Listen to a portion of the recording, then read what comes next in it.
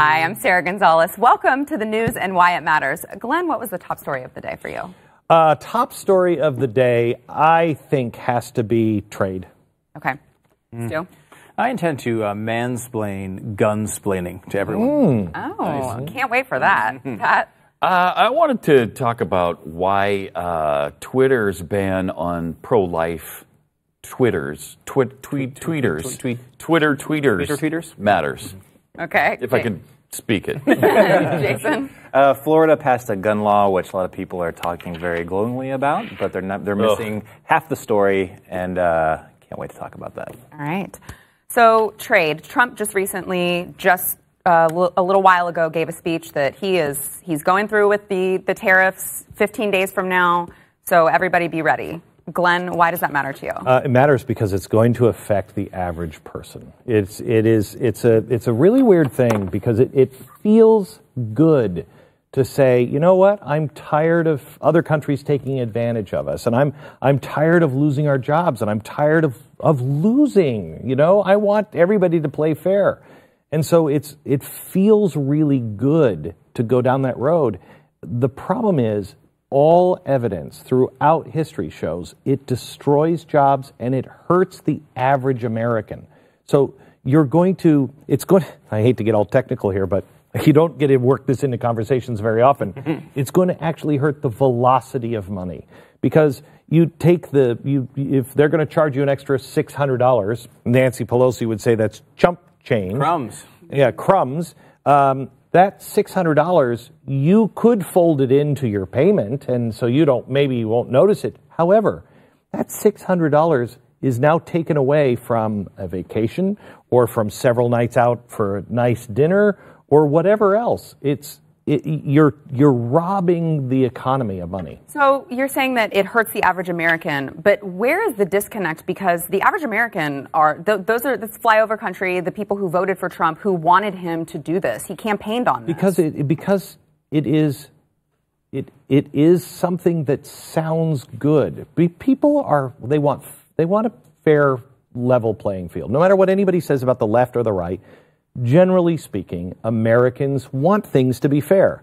And so it looks unfair because they're subsidizing or whatever. But this is a cornerstone of America. There were two things that changed the world when America first started. One was the patent.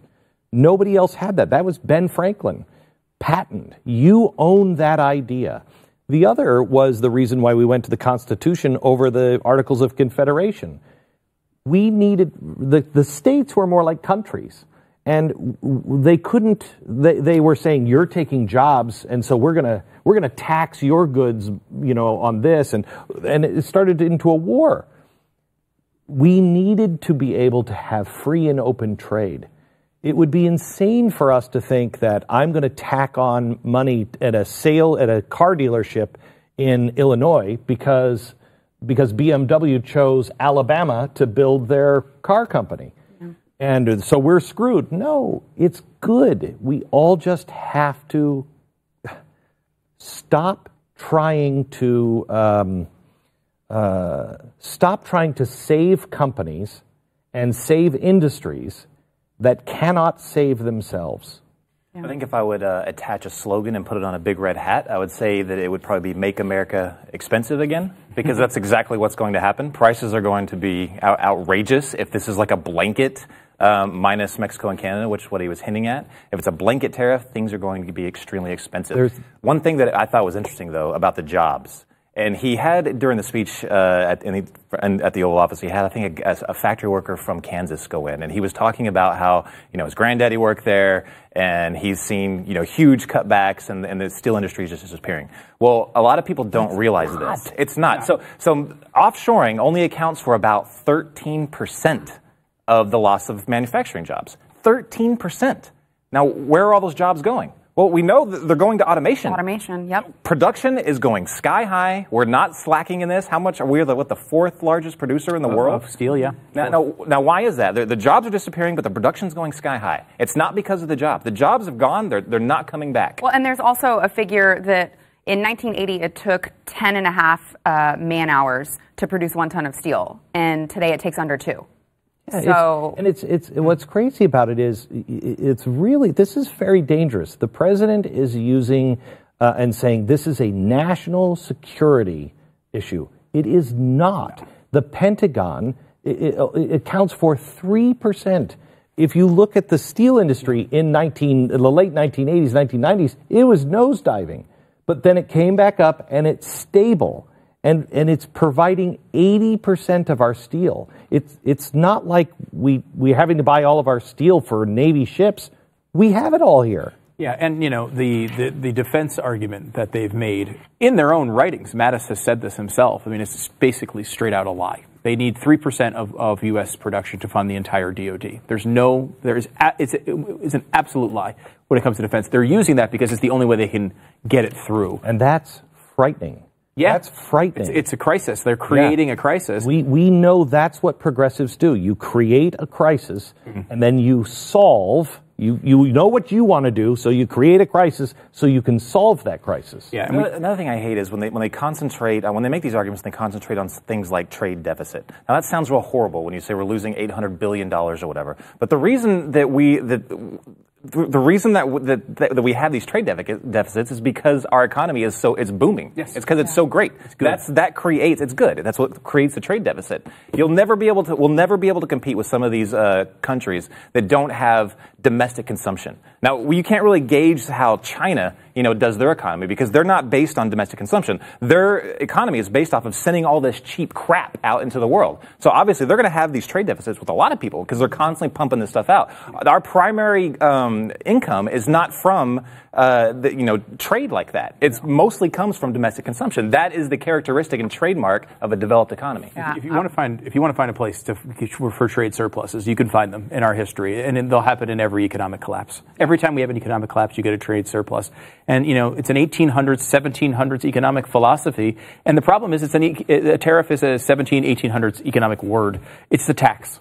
If you have a problem with the president getting a new tax to take money from some people and give it to another, you should have a problem here. And likewise, if you have no problem with them taxing a bunch of other Americans doing other things to fund your industry, why did you have a problem when Obama did it? Why did you have a problem when anybody raises taxes? Who cares if the Democrats raise taxes if you're okay with this? Because that's what it is. It is a hike on taxes on consumers. It really, to make this broad, this is a universal freedom principle that that the only industries that go and ask for protection are the industries that are dying.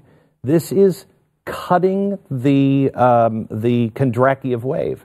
The industries that should, just like our steel industry, it went down and then it came up, and it's shedding jobs, yes, but technology, we're getting better, more productive with fewer people. This is the future. Yeah. I want to move on and make sure that Stu gets a chance to mansplain gunsplaining. Mansplaining. There's been this controversy. Washington Post op-ed came out about how it was unfair for Second Amendment advocates to gunsplain to the left. The gun control people don't want guns, and what happens is they say something like, we got to get rid of these high velocity magazines or whatever is dumb. Heat-seeking tracer rounds. Heat-seeking tracer rounds. Whatever thing they don't know about guns. And then what do people who do know about guns in the Second Amendment say? There's no such thing as that. They mock them. They push back on that. And they say, you don't have a role in this debate if you don't know what you're talking about at some basic level. And they're treating that like it's an unfair tactic. And what we were talking about a little bit today, and I found it to be really interesting, is you have one side saying, well, you have to know about guns or you can't be in this debate. And the other side saying, I don't need to know anything about guns to be in this debate. Well, the middle ground there is it's okay to not know anything about guns. Unless you're trying to ban certain guns, right? If you don't know the difference between automatic and semi-automatic, you have to know that if you're looking for a semi-automatic weapons ban. The only time you don't have to know anything about the individual guns is if you're trying to ban all guns. If you know all guns want to go away, what do you care which one you're talking about? Because they're talking about all of them. If I was going to say, I'm pushing for a Guatemalan heroin ban. I do not. No heroin from Guatemala. That's common sense. No heroin from Guatemala. And when you asked me what's the difference between Mexican heroin and Guatemalan heroin, I had absolutely no idea. You know what I really wanted is all heroin gone. Because I haven't taken even the moment to decide or understand the difference between these, why they're dangerous, what they would do if we banned one type and not another. And that's the problem with this. They don't care about these differences because it's not their goal at all. And I think it would serve all of us if they took the time to just admit it. Well, isn't it interesting that you cannot talk about the science behind if that's a baby or not for abortion. Right. And if you're a man, you cannot talk about abortion because you're not a woman. And you don't have a uterus, although I did learn. Some men. Yes, some men have a uterus. But you are off. You cannot discuss race if you're white. Mm-hmm. Well, wait a minute. You can't have it both ways. And I'm really actually encouraged that we are coming to a place. It's going to be a massive car wreck, but we are coming to the place to where we can have those talks and say, wait, logic, reason must be firmly in her seat. Speaking of guns, just while we're on the subject, I just wanted to get to the new Florida state law.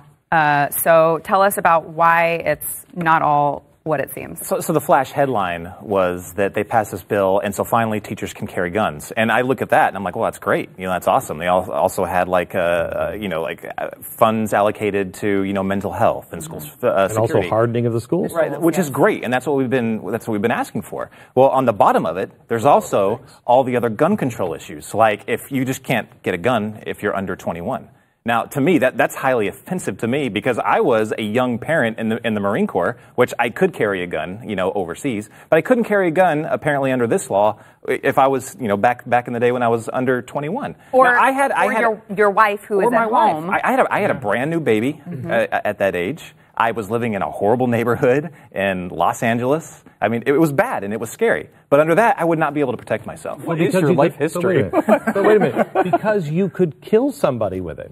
But you also have a uterus and Planned Parenthood, and at 16, no one has a right to tell you what you can and cannot kill. So my issue there is they're basically saying, well, yeah, we're just delaying it a little bit until they're over 21. Well, listen to what you're saying. There's around in that demographic, there's around 1 million people that are in that age group within Florida. So basically, you're saying 1 million people, Second Amendment rights don't apply to them. I also wonder. They just don't. I mean, and we could see a lawsuit there, but I also wonder if we could see a lawsuit from the 20-year-old single mother who gets sexually assaulted and wanted to go out and get a gun and couldn't and then she couldn't protect herself. Yeah, there is a lawsuit. Didn't I read about a lawsuit? I didn't know if it was an age discrimination lawsuit. Yeah, it is. There's one lawsuit that's been launched. I thought it was yesterday, and it is age discrimination. It's 20-year-old. Yeah. All right. Well, we've got much more to come. Stay with us.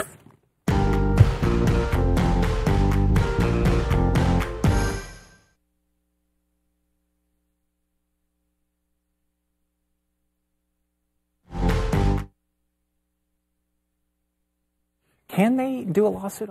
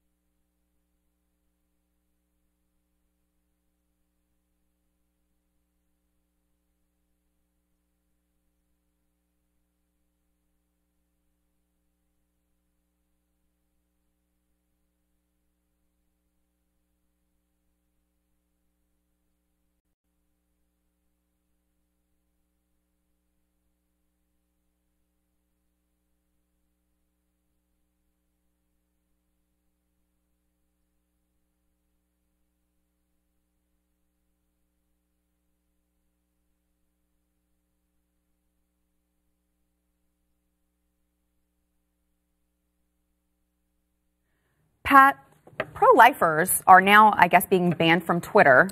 Yeah, if you have a pro-life message, they take it down.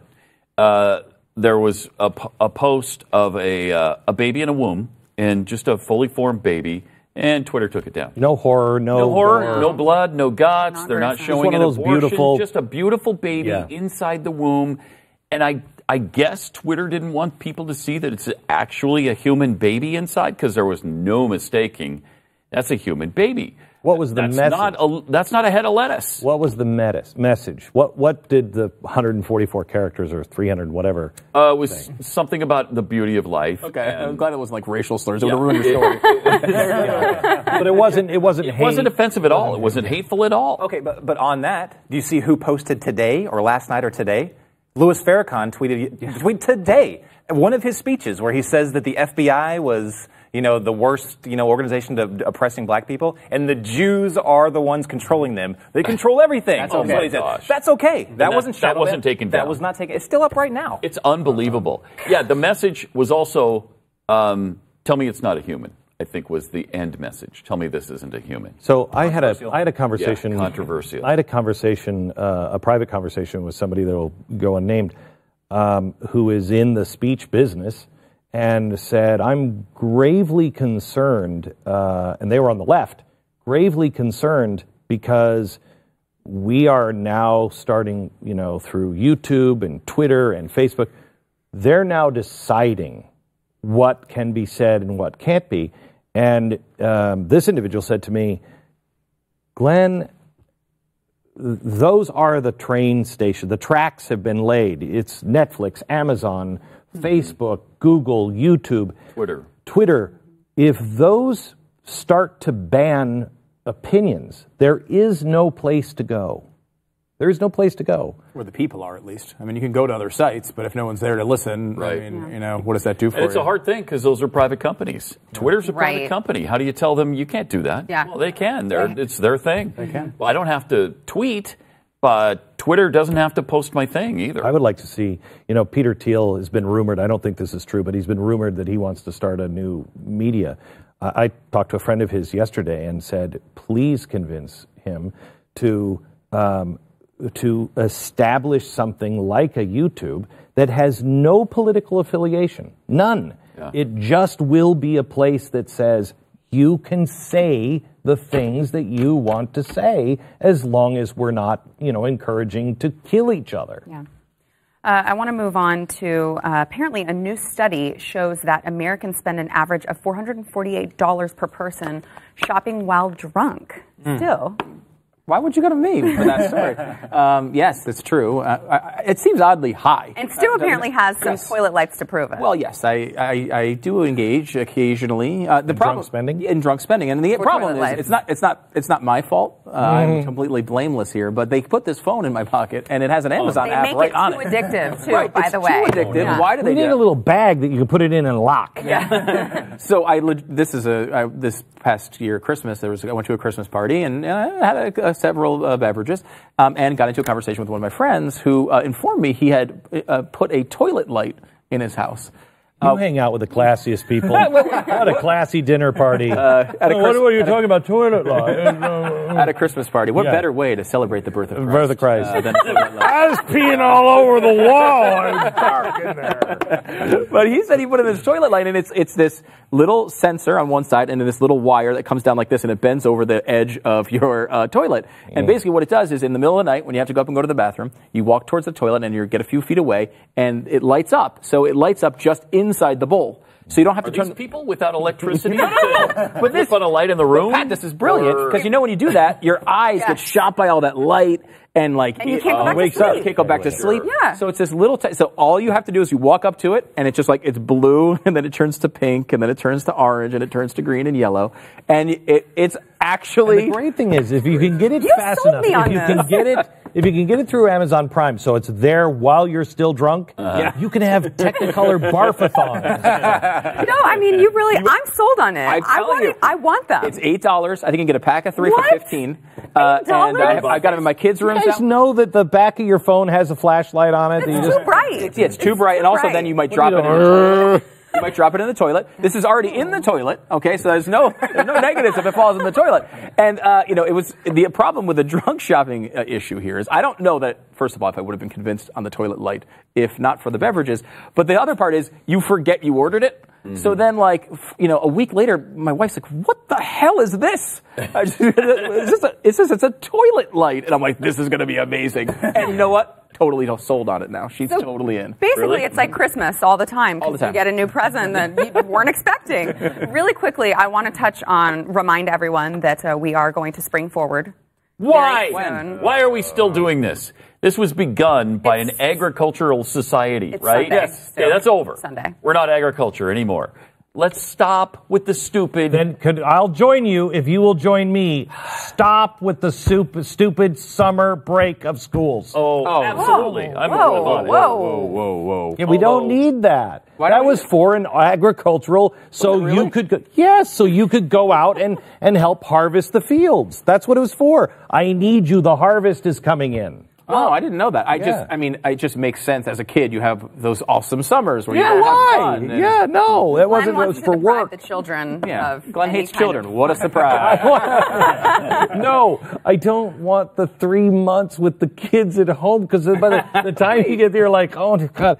And actually, that's not the reason. The reason is you do not retain. Yeah. You don't retain over the summer. It's the places that are doing it year round. Yeah. They break different ways. So what do you, it works. You get extra weeks of vacation? I yeah, you get all year long. All year long. You have like 3 or 4 weeks here and here and here. And I actually think I might. It actually like works that. pretty well. And in Texas, we had it around in Utah. Oh, really? But it's so hot during the summer. We want to get out of here. Yeah, that's interesting. So you think the Arizona does it with no changes, right, on daylight savings? Yes. And Florida is now. So that's why sometimes they're on Pacific time, sometimes they're on Mountain. I lived there. That is weird. Yeah. And so especially in Arizona, you don't need another hour of the sun. You don't need it. Right? Yeah. We don't need another hour of the sun for any state in this union anymore. Yeah. I think the people, if you're watching in Minnesota right now, you might be like, shut up, Pat. All right, we got to take a break. Stay with us.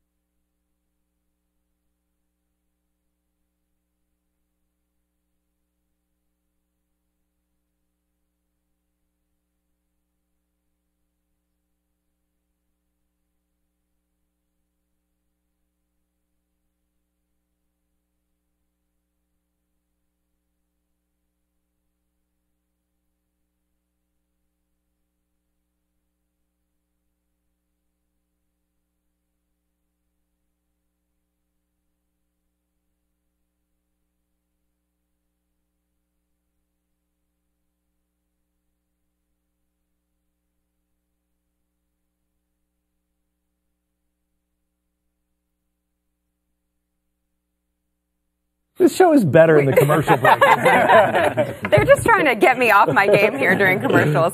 Every day we like to try to take your questions, so remember to tweet us using the hashtag #TheBlazeWhy. Sandra has a very hard-hitting question for Stu. She says, why does Stu look so unhappy during the radio show? Is it because of Glenn's wardrobe choices?